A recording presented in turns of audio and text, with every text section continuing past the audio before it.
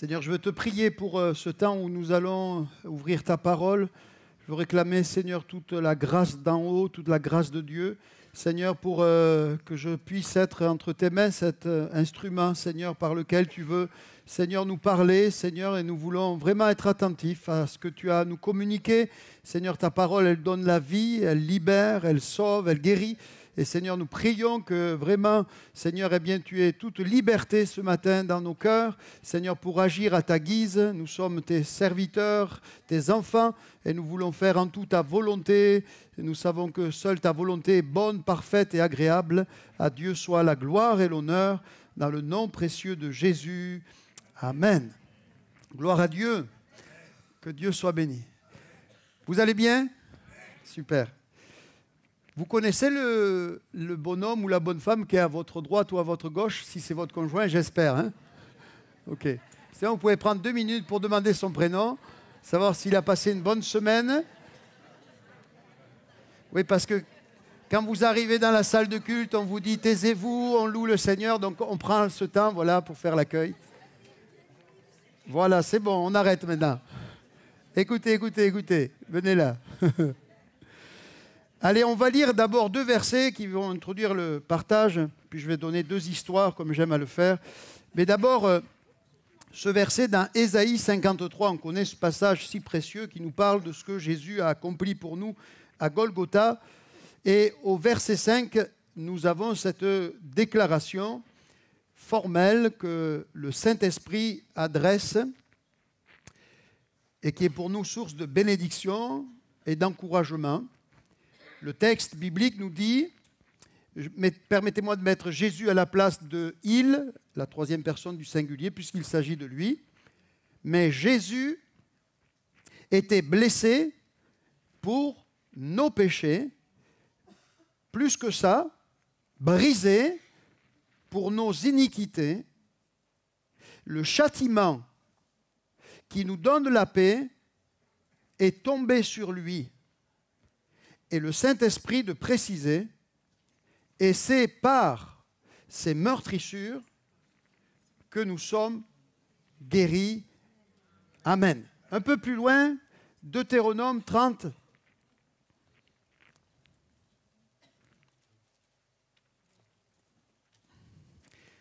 Au verset 5.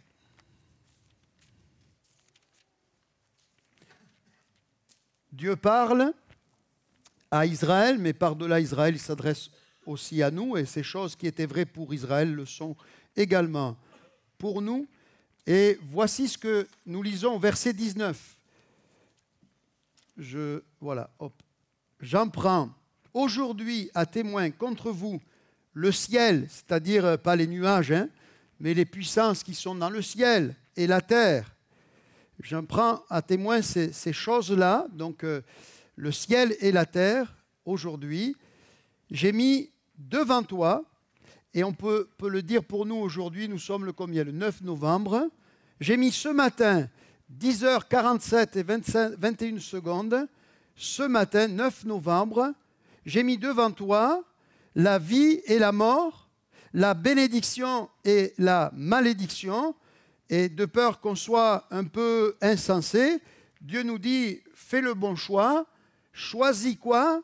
La vie, afin que tu vives toi, non seulement toi, mais également ta postérité, tes enfants, ton entourage, et pour nous aussi l'Église, que Dieu soit béni. Maintenant, je viens à donner 2 témoignages. Celui d'abord de Corrie ten Boom, excusez-moi, Boom si je prononce mal.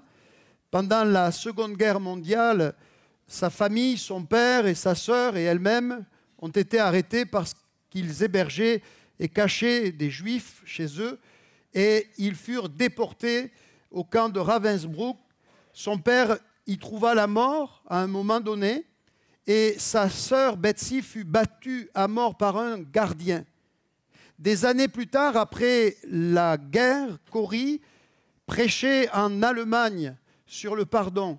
Elle s'était rendue donc dans le pays de ceux qui avaient été ses oppresseurs pour témoigner de la grâce de Dieu et de ce que Dieu avait accompli malgré tout dans les camps de l'horreur, comme le dit un de ses livres, Dieu en enfer, car c'était véritablement l'enfer, les camps de concentration, mais Dieu agissait même dans ces ténèbres-là. Et à la fin d'un culte, un homme s'est avancé vers elle.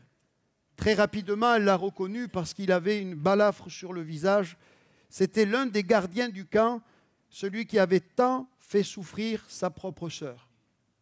Cet homme, une histoire vraie, s'approche d'elle et lui dit « J'ai trouvé Jésus. Je sais qu'il m'a pardonné, mais j'aimerais entendre de votre bouche que vous me pardonnez aussi. » C'est une histoire vraie. Corrie raconte « J'ai senti mon cœur se figer. Tout en moi s'est révolté, tout est revenu à sa mémoire. » Mais elle a eu ce réflexe dans son âme. Elle a prié et dit « Seigneur Jésus, je ne peux pas lui pardonner, mais toi, tu le peux. Donne-moi ton pardon. » Et le témoignage qu'elle donne est le suivant. Lorsqu'elle accepta de prendre sa main, elle dit avoir vécu quelque chose d'extraordinaire. L'amour de Dieu a visité son cœur, a traversé son être. Elle dira ensuite, je n'avais jamais ressenti aussi puissamment l'amour de Dieu qu'à ce moment-là où finalement j'accordais au bourreau de ma sœur et à mon bourreau aussi, eh bien le pardon et la grâce. Formidable témoignage. Forcément, cette sœur, cette dame a choisi le chemin de la vie qui était pour elle le chemin du pardon. Que Dieu soit béni. Et c'est aussi ce que Dieu désire pour nous. Maintenant, un autre témoignage d'un homme qu'on va appeler Marc. Je réfléchis, il n'y a pas de Marc dans l'assemblée normalement, ou peut-être un visiteur qui me pardonne, mais il ne peut pas me dire que je le vise, je ne le sais pas. Cet homme a connu un autre chemin. Il a connu Dieu dans sa jeunesse.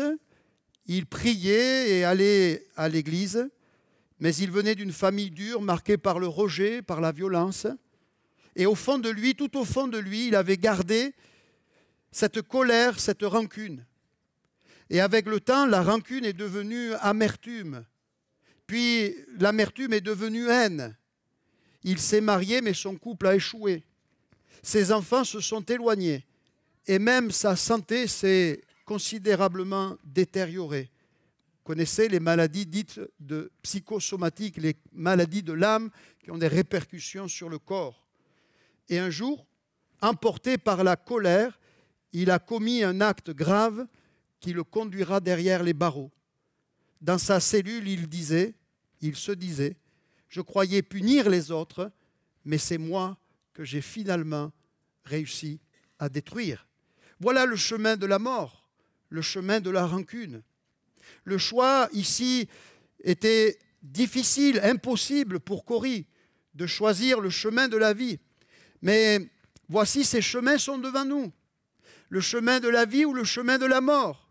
Le chemin qui amène à la bénédiction ou le chemin qui amène à la malédiction.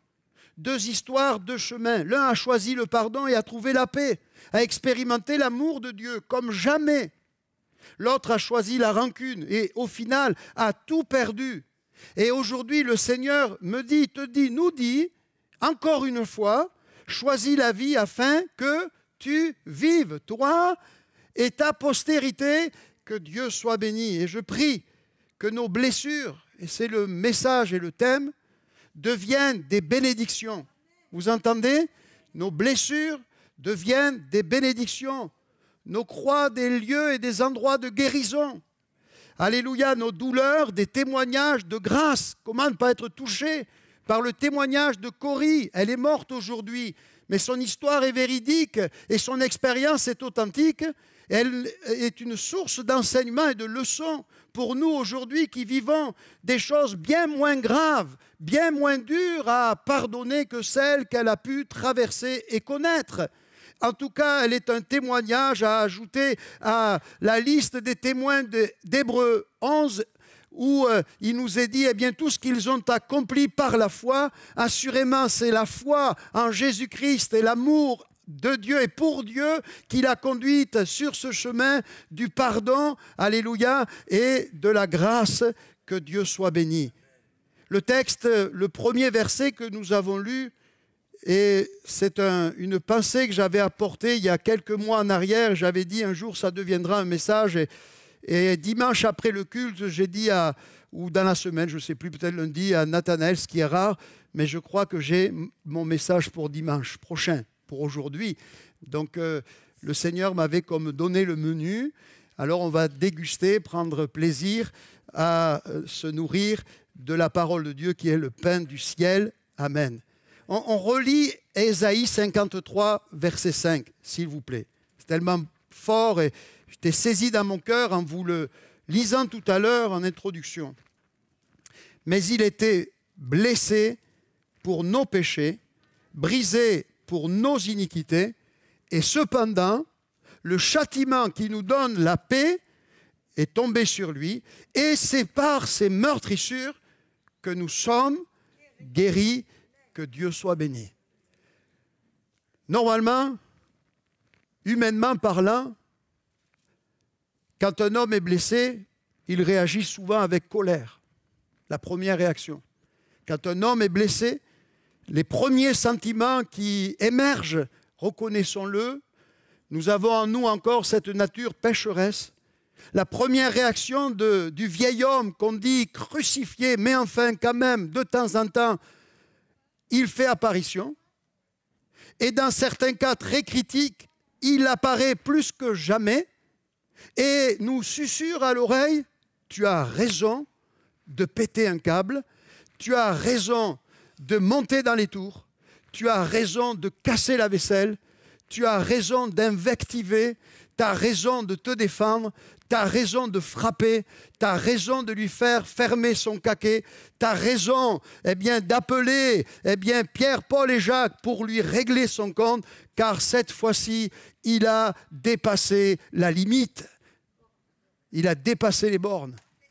C'est souvent, humainement parlant, la réaction qui vient. Et si cette colère, pardonnez-moi, n'est pas canalisée, n'est pas gérée avec l'aide et la grâce de Dieu, elle peut finalement nourrir en nous un esprit de vengeance, un esprit de haine. Mais comme je l'ai donné avec le témoignage de ce Marc, qui finalement finira sa vie derrière les barreaux et arrivera et parviendra à cette conclusion. Je pensais punir les autres, me venger et leur faire souffrir un chien, je leur retiens un chien de ma chienne. Vous connaissez cette expression, hein? Moi, la mienne est stérilisée comme ça, vous n'aurez rien. Et cet homme dira, mais finalement, c'est moi qui me suis puni.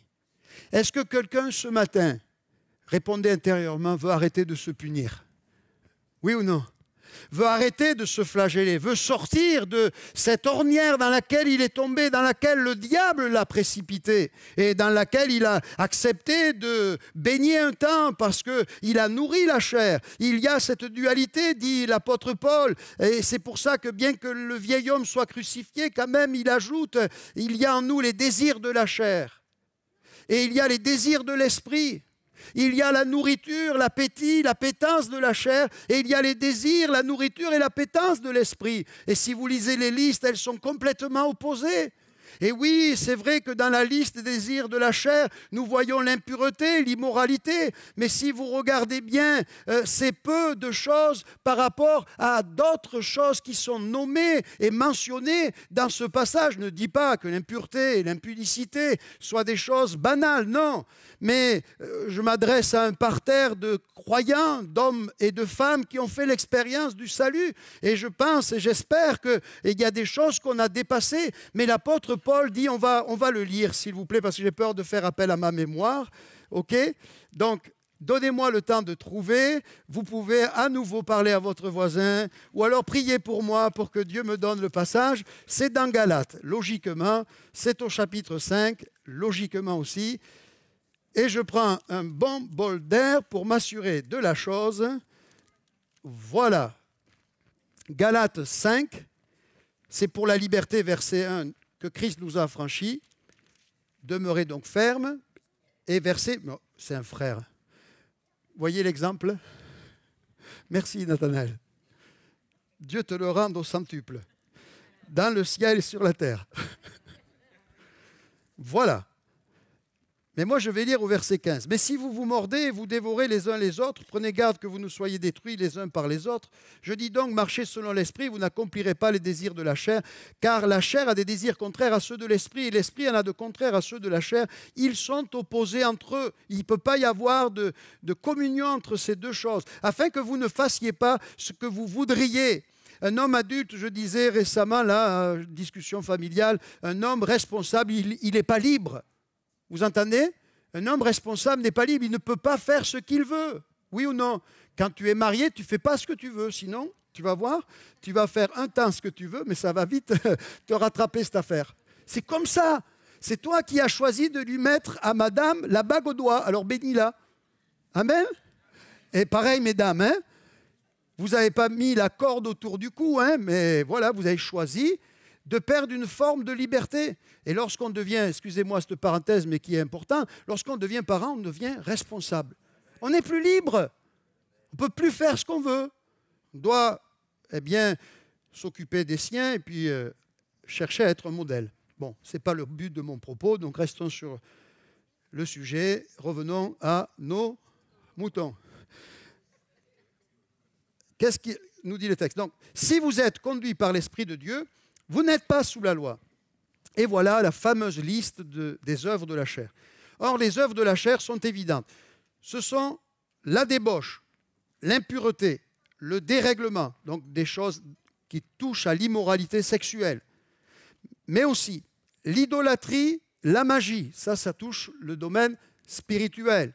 Les gens qui vont voir les guérisseurs, l'horoscope, etc., toutes ces choses, ou qui prient quelqu'un d'autre, l'idolâtre, c'est quelqu'un qui prie quelqu'un d'autre que Dieu, eh bien c'est un idolâtre. Toutes ces choses, c'est les œuvres de la chair auxquelles je dois renoncer. Les rivalités, écoutez bien, les querelles, les jalousies, les animosités, les disputes, les divisions, les sectes. On va arrêter là, on verra la suite après. Ça fait 7 adjectifs qui concernent le relationnel, oui ou non?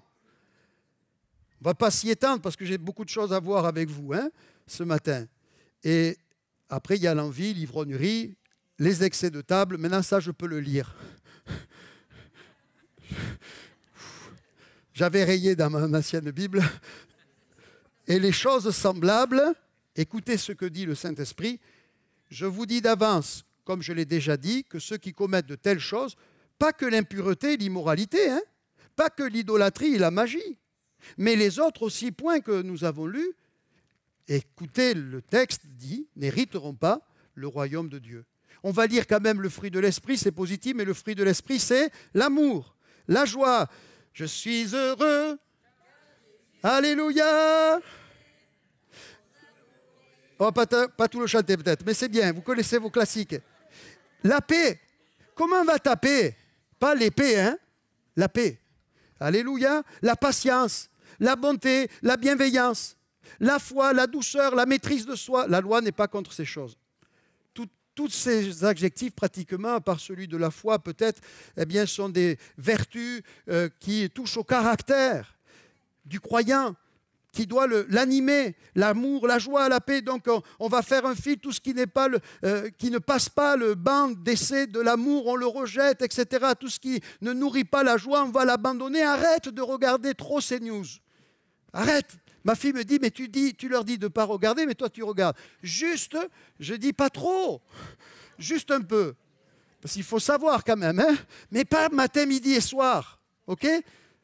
Moi, un petit déjeuner, je vous ai déjà dit, c'est le temps que je consacre maintenant aux informations. Donc oui, je mets ces news au petit déjeuner.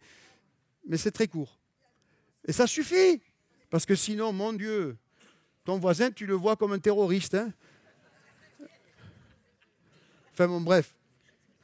Oui, les choses se dégradent, c'est sûr. Mais bon. Voilà, donc tout ce qui ne favorise pas la joie, la patience. Vous êtes patient? Combien de fois ma femme m'a dit, ça t'apprend la patience? Oui, d'accord. J'ai compris. Donc chaque fois que je suis face à une situation qui est prête à... ça t'apprend la patience. Oui. Je perds patience. Alléluia. Donc on revient. Quand un homme est blessé, souvent la première réaction, c'est la colère, mais on a vu que ça, c'est les œuvres de la chair, la vengeance ou la haine. Est-ce qu'il y a quelqu'un ce matin qui est animé de haine? Soyons, vous savez, c'est important, on l'a vu quand j'ai parlé de, je ne sais plus le thème exact, mais d'entrer dans le cabinet du cardiologue et de dire la vérité. Docteur, c'est là que j'ai mal. Ce n'est pas au pied que j'ai mal, c'est là que j'ai mal. J'ai des douleurs ici à la poitrine. Ça vient tout le bras. Dis-lui la chose. Et pareil, oui, c'est le premier pas pour la liberté. Je lisais ce psaume pour mon compte, de psaume 32 ce matin. Il dit, l'auteur, David, tant que je me suis tu, mes os se consumaient, je gémissais, comme ma vigueur n'était plus que sécheresse, comme celle de l'été. J'allais pas bien, j'étais furax, j'étais un pétard, et puis voilà, sous la culpabilité, le remords, et quelque part sous la main du diable. Mais à un moment donné, ce fameux 9 novembre 2025, amen. Bon, David n'a pas pu dire ça, je parle de vous là. Hein. Fameux 9 novembre 2025, une fois de plus, le Saint-Esprit est venu frapper à la porte de mon cœur. J'ai dit à Dieu, j'avouerai mes transgressions. Je t'ai fait connaître mon péché. Alléluia, j'ai avoué, bon, je ne sais plus, mes iniquités, et tu as pardonné toutes mes fautes. Qu'ainsi tout homme pieux, je cite de mémoire, hein, qu'ainsi tout homme pieux te prie au temps convenable, si de grandes eaux débordent, elles ne l'atteindront nullement. Je crois que c'est dans le psaume 32, vous vérifierez. Hein, que Dieu soit béni. Alléluia. Si de grosses eaux débordent, il y a la colère, il y a quelque chose à régler. Mais si tout homme pieux te prie au temps convenable, c'est le temps convenable ce matin pour chercher Dieu, crier à Dieu. Alors, si de grandes eaux débordent, elles ne l'atteindront nullement. Que Dieu soit béni. Amen. Je ne sais pas si je l'ai donné ici un dimanche matin, je sais en semaine. Peut-être, pardonnez-moi, hein, je vieillis un petit peu et je peux radoter. Mais Paul avait ce même souci puisqu'il dira quelque part, je ne cesse de vous rappeler les mêmes choses et cela est pour vous salutaire. De toute manière, que ce soit Nathanaël, M. Mansanet ou moi, ben on va vous prêcher la parole de Dieu, ou Daniel, on va vous prêcher la parole de Dieu. On ne va pas réinventer l'évangile selon Nathanaël, selon Saint Jean-Paul, non, c'est la parole de Dieu. Et donc, ce témoignage que j'ai vécu cet été, alors que je prêchais à des papis-mamies à Saint-Jean-du-Gard, et je parlais sur l'amour et la compassion de Dieu. Et je faisais remarquer la différence entre l'amour et la compassion. La compassion, c'est quand le cœur de Dieu est touché et ça produit une action de sa part, de délivrance, de bénédiction, d'intervention, etc. Et je parlais sur l'amour, et on est fort, hein, et je prêchais sur l'amour, je prêchais sur la compassion, et je sentais intérieurement, je ne peux pas dire que c'est le Saint-Esprit, alors sinon mes neurones m'interrogeaient, m'interpellaient, et me dire, Jean-Paul, il faut que ton cœur ne soit rempli que de l'amour de Dieu. Ça, c'était intérieur, tout ça. Hein, et je continuais à prêcher. Et j'ai donné des témoignages. Et j'ai dit, Seigneur, oui, je ne veux pas laisser dans mon cœur quelque mauvaise état de cœur ou d'esprit ou de pensée. Je veux rejeter tout cela parce que je veux que mon cœur ne soit rempli que d'une seule chose, de ton amour. Amen. Et quand vous faites ça, vous êtes libérés. Moi, je vous ai donné mon témoignage, non pas pour parler de moi, mais pour vous encourager également aller sur cette voie, la voie de la vie et la voie de la bénédiction. Et à partir de là, vous sortez du gouffre le plus total dans lequel vous avez pu rentrer. Que Dieu soit béni. Amen. Jésus a été blessé, mais de sa blessure est sortie la guérison. C'est fort. Pour être guéri, il faut que j'aille puiser dans ses blessures. De sa blessure, je trouve non pas la vengeance, non pas le courroux de Dieu. Le courroux est tombé sur lui, il a accepté. Mais dans ces meurtrissures, il y a la guérison pour moi. La guérison du corps, mais aussi, on le verra, la guérison de l'âme. Jésus a été crucifié, mais de sa croix est sorti le pardon. Ce n'est pas rien, je l'ai dit. Il a été frappé et brisé même pour nos péchés. Brisé. Vous savez ce que ça veut dire, brisé? Est-ce que quelqu'un veut être mon cobaye? Je vais le briser. Et non, je peux pas, il ne peut pas sortir de violence. Mais on comprend, il a été brisé, broyé. Vous savez, quand on le voit dans le jardin de Gethsémane, jardin des oliviers, Gethsémane, ça veut dire, broyé. Et déjà avant la croix, il est broyé. Il est pressé. Parce qu'il porte nos oppressions, notre péché, notre condamnation. de la croix sort le pardon. Il a été rejeté, mais de son rejet sort notre adoption. Amen. Tu as été adopté, pourquoi? Parce qu'il a été rejeté. La croix, c'est l'amour qui répond à la haine. La croix, c'est la lumière qui répond à la nuit. La croix, c'est la guérison qui répond à la blessure. Que Dieu soit béni. On veut ressembler au Maître. Deuxième passage que je voudrais méditer succinctement, et c'est là où j'ai dit à Nathanaël, j'ai mon message, je pense. Juge 14, verset 14. Vous y êtes? Non, pas encore. Allez, dépêchons-nous. Juge 14, verset 14. Cette histoire qu'on connaît de Samson, qui, sur le chemin, a tué un lion qui voulait le dévorer. Et plus tard, en repassant, il trouva dans le cadavre de ce lion du miel. Et il dit ceci, Juge 14, verset 14 de cette expérience, il leur dit, « De celui qui mange le lion est sorti ce qui se mange, et du fort est sorti le doux. Pendant 3 jours, ils ne purent expliquer l'énigme. Que Dieu soit béni. Amen. » Le lion, ça représente la douleur, le danger, la mort, la menace, les agressions, les difficultés, les contrariétés qui veulent s'opposer à nous, qui veulent nous faire ralentir, nous faire dévier de la course. Ce lion menaçant, la Bible dit, il y a le lion de la tribu de Juda, mais il y a aussi le lion qui est l'adversaire de notre âme, qui rôde, la Bible nous dit, autour de nous comme un lion rugissant. Et avec des dents, il y a des gens qui, on a vu ça avec mon épouse, un reportage, qui maintenant adoptent des félins. Mais à un moment donné, quand le félin devient adulte, il y a des drames. Il y a des drames. Et même si le félin, parfois, reste gentil avec la famille parce qu'il a grandi avec eux, s'ils ont la folie de le perdre et qu'il se précipite dans les rues, le lion retrouve sa nature. OK? Le scorpion, il est né pour piquer, le serpent pour mordre, et le lion, Dieu l'a doté d'armes défensives et offensives pour se nourrir. Et c'est l'image de l'adversaire qui, à travers des épreuves, à travers des difficultés, et je vous rappelle cette parole de Jésus qui parlera de Satan et de ses œuvres. Oui, on le voit dans la magie, dans l'occultisme, dans toutes ces choses.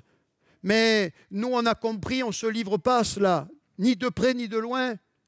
Mais le diable, il se dit, je veux quand même y arriver. Je veux quand même le mettre en échec. Je veux quand même bien mettre ma main sur lui.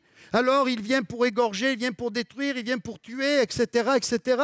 Alors il va essayer de toutes sortes de manières et il va perturber notre entourage, il va perturber notre quotidien, il va troubler un petit peu notre vie un temps.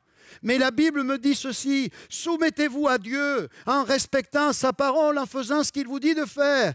Résistez au diable? Non, je ne tremperai pas dans tes machinations. Non, je ne tremperai pas dans tes suggestions. Non, j'emprunterai pas la voie facile que la chair d'ailleurs encourage en moi de vivre ou de traverser. Je te résiste avec la parole de Dieu. Alléluia. Soumets-toi à Dieu, résiste au diable et à un moment donné, il va se fatiguer.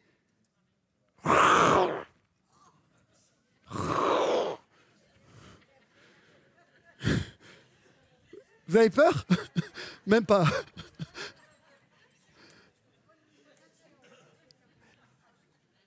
Et le diable se dit, mais je n'ai pas réussi à lui faire peur.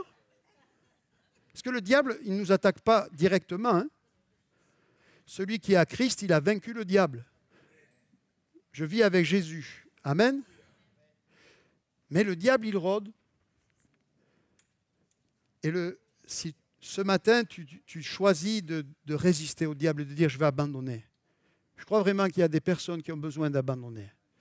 Je le crois parce que je l'ai vécu, je vous l'ai dit, il y a des choses qui font que des fois on s'aigrit. Moi, je vais être transparent avec vous, et je ne vais pas parler de moi, mais j'ai rencontré, Nathanaël également, des pasteurs à la fin de leur vie aigris et amers. Et même, vous ne le direz pas, mais j'en connais même qui ne vont plus à l'église. Oui. Non, mais c'est Madame Siapa ici. Hein. Vous savez, M. Mansané, il est à toutes les réunions. Hein. C'est pas de... Mais c'est vrai. Je ne vous mens pas. Je ne dis pas pour... vous ne savez pas. Vous voulez les noms, vous ne les aurez pas. Mais ce n'est pas intéressant. Mais on le voit. Hein. Bon, bref. Et je dis toujours, j'ai connu un monsieur Gerbord. Quel homme exceptionnel. Un missionnaire. Il a travaillé au Canada. Et c'est un homme qui a vécu des choses. Il a vécu les premières choses, les premières heures du mouvement. Mais je le recevais à Marmande. Mais c'est toujours encourageant. Quand tu seras, moi, quand je serai, et toi, quand tu seras, devant le trône, il n'y a qu'un seul dossier qui sera examiné. Vous le savez? Monsieur Rollery, Jean-Paul, vous avez dit et vous avez fait. Oui, mais c'est parce que un tel, celle que tu m'as, ou le collègue, vous rigolez, mais bon, on fait des visites, hein? On ne parle pas de vous là, hein? Mais si le Seigneur m'avait donné, etc. D'ailleurs, c'est ce que dit Adam, hein? La femme que tu m'as donnée. Bon, bref. Et le Seigneur dira, non, non, non, non, hors sujet, hors sujet. Ton épouse, je vais la voir, t'inquiète, je l'ai vue déjà. Et c'est bon, elle est au ciel en plus. Ah bon? Hein? Bon, je fais de l'humour, hein? Ok? Vous comprenez, mais c'est sérieux, hein? C'est très sérieux. Toi, en telle année, le prédicateur, tu ne l'aimais pas, mais il a parlé sur ça. Et c'était ma parole. Qu'est-ce que tu as fait? C'est ma parole. Dieu va nous dire. Hein? Il y a, des fois, on sent quand Dieu nous parle. Même nous, les prédicateurs, je vous ai dit, même quand on vous parle, on se parle des fois. On se met des gifles à nous aussi. Hein? Je vous assure, je vous ai donné mon témoignage. Et on va être sensible à la voix de Dieu. J'allais dire, peu importe le canal, même si c'était une ânesse muette que Dieu va rendre eh bien, en capacité de parler, je vais l'écouter. On s'égare, hein, vous me faites égarer là. Hein. Mais bon, voilà. Quand on sera devant le trône, c'est mon dossier qu'on traitera. Et j'ai envie de dire, ça me suffit. Mon collègue, ça sera l'affaire entre lui et Dieu. Et peut-être, écoutez bien, et je termine avec ça, peut-être qu'il s'en tirera mieux que moi. Oui, non, mais ne me coupez pas là. Ne diminuez rien, ne divisez rien de ce que je dis. Je parle pas, vous avez compris que là, je ne parle pas de ma personne. Hein. Je parle de vous aussi. Hein. Celui que tu juges, peut-être, il s'en tirera mieux que toi. T'entends?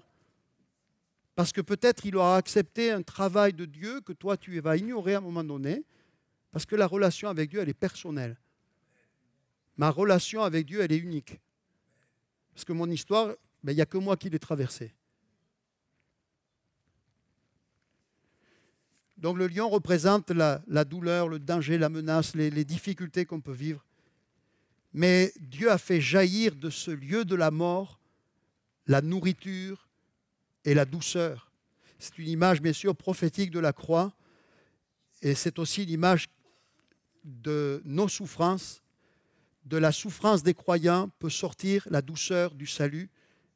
Bien sûr, de la blessure du Sauveur, eh bien, sort la guérison de l'humanité.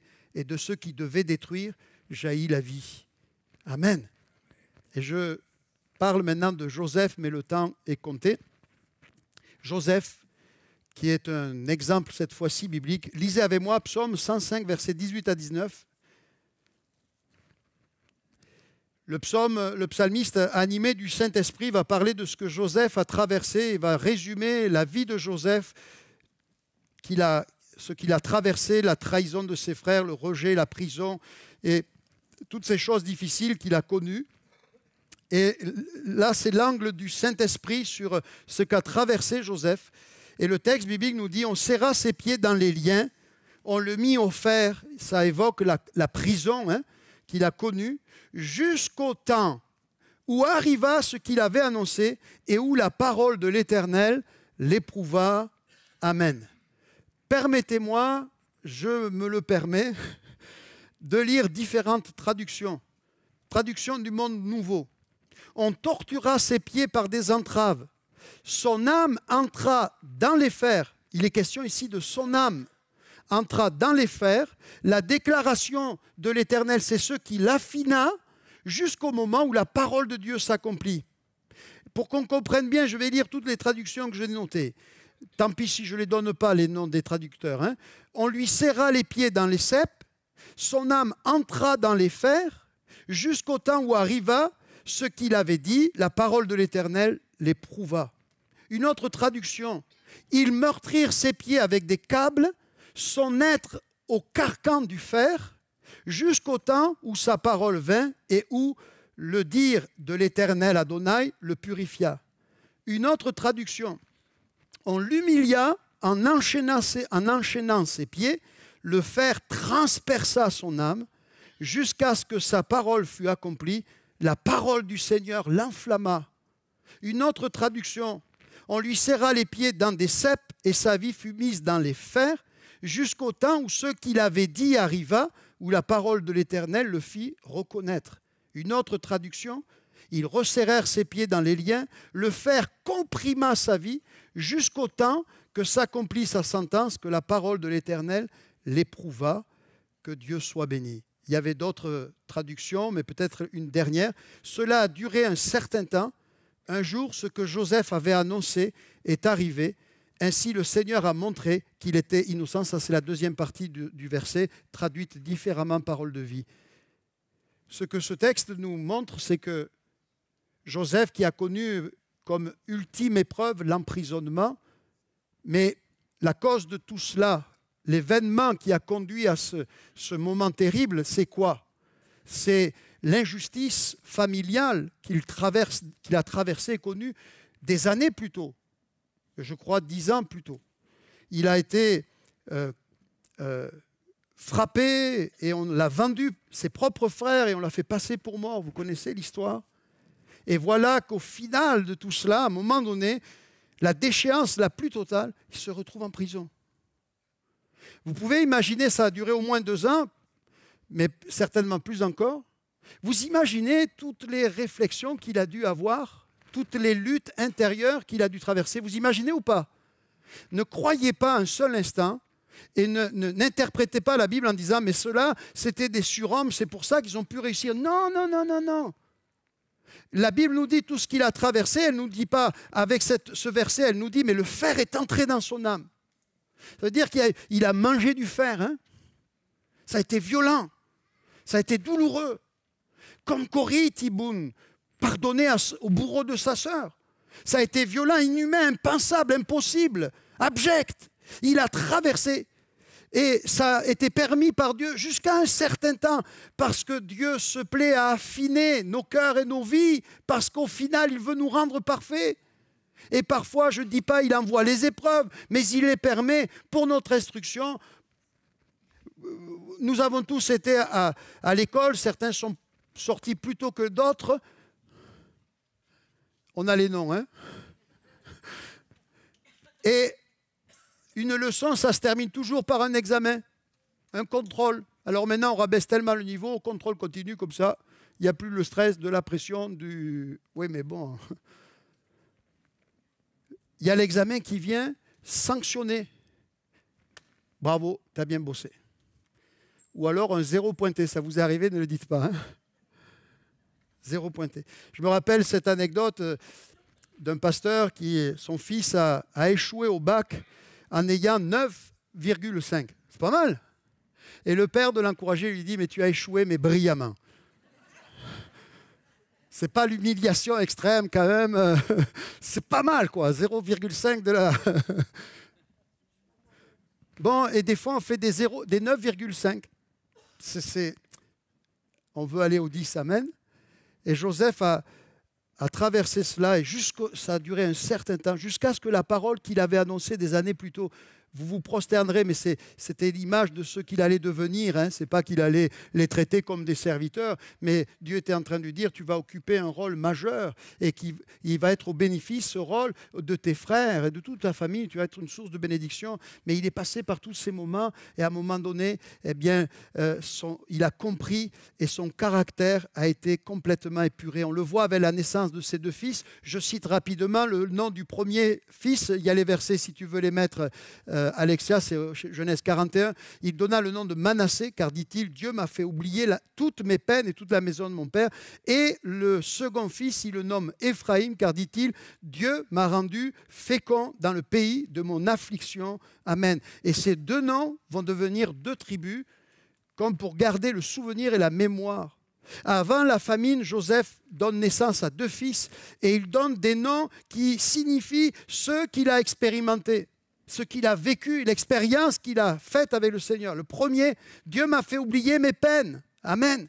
Tout ce passif, ce passé, Dieu a fait en sorte, il y a eu un travail dans mon cœur, il y a eu un travail dans mon âme. J'ai expérimenté une guérison complète. Je peux voir mes frères en face et les bénir. Oh! Dieu m'a fait oublier. D'abord, Dieu a apaisé la douleur du passé, Manassé. Et ensuite, après cette expérience, Dieu a fait fructifier la vie de Joseph dans le lieu même de son affliction. Ça, c'est Dieu qui peut le faire. Amen. Alors, qui veut vivre Manassé ce matin et qui veut vivre Éphraïm? Que Dieu soit béni. Il veut et il peut. Quand Dieu te guérit, ce n'est pas seulement tourner la page. Écoutez bien ceci. Ce n'est pas simplement, je tourne la page, c'est bon, mais j'écris la suite de l'histoire et une nouvelle histoire. Amen. Moi, je ne suis pas encore mort. Gloire à Dieu. Amen. Je ne sais pas combien d'années je vais vivre, mais beaucoup. Allez, je m'encourage. Mais je veux et je dis à Dieu que ce soit les années les plus fructueuses de mon ministère et de ma vie avec toi. Amen. Je veux fructifier, pas pour mon bien à moi, hein, mais pour que des âmes soient sauvées, que Dieu soit béni. Venez les musiciens, il y avait d'autres choses que je voulais voir, mais juste Genèse 45, versets 5 à 8, quand il verra ses frères plus tard, bon, eux n'ont pas traversé tout ça, ils ont été rongés, à un moment donné, on comprend par la culpabilité, le remords, quand même, on est allé loin. On n'a pas été tendre avec le petit Joseph. Bon, c'est vrai qu'il était des fois impertinent, qu'il y avait quand même des aspects chez lui qu'il fallait mater et redresser, mais on est allé un peu fort. Et il y a la culpabilité, il y a des discussions entre eux. Et Joseph va comprendre cela. Et il va leur dire la chose suivante. Maintenant, ne vous affligez pas et ne soyez pas fâchés. Entendez, c'est la victime qui parle ici. Hein. Ne soyez pas fâchés. C'est à toi d'être fâché, Joseph. Non, écoutez, ne soyez pas fâchés de m'avoir vendu pour être conduit ici, car c'est pour vous sauver la vie. C'est la croix, ça. Hein? Par ces meurtrissures, nous sommes guéris, car c'est pour vous sauver la vie que Dieu m'a envoyée devant vous. Voilà 2 ans que la famine est dans le pays, et pendant 5 années encore, il n'y aura ni labeur ni moisson. Dieu m'a envoyé devant vous pour vous faire subsister dans le pays. Waouh! Et pour vous faire vivre par une grande délivrance. C'est Joseph qui les console. Moi, je vais vous bénir. Vous m'avez frappé, vous m'avez vendu, vous m'avez trahi. Moi, je vais vous bénir. Alléluia. Ce n'est donc pas vous, écoutez bien, qui m'avez envoyé ici, mais c'est Dieu. Il m'a établi père de Pharaon, maître de toute sa maison et gouverneur de tout le pays d'Égypte. Il m'a fait fructifier. Que Dieu soit béni. Guéris mon âme, guéris mon cœur. Chaque blessure confiée à sa main devient un outil pour sauver, consoler, restaurer. Le pardon n'est pas faiblesse, c'est une puissance. Alléluia. La haine détruit celui qui la porte, mais le pardon guérit celui qui le donne. Ce matin, Dieu te dit, j'ai mis devant toi la mort et la vie. Choisis la vie. Choisis de ressembler à Jésus qui sur la croix dira, Père, pardonne-leur, car ils ne savent ce qu'ils font. Je veux ressembler à Jésus. Est-ce que des mains peuvent se lever pour dire, moi aussi, je veux ressembler à Jésus? Tu vas prendre le pain de la douleur, de la croix. Tu vas prendre le vin du brisement, la mort de Jésus. Et tu as un choix à faire. Ressembler à celui qui s'est donné ou ressembler à l'ennemi. C'est important. Aujourd'hui, je le dis, c'est prophétique. 9 novembre, tu peux entrer dans la victoire, la délivrance, ou tu peux rester dans l'état où tu es avec des conséquences que tu ne mesures pas. La Bible nous dit quelque part, tremblez devant lui.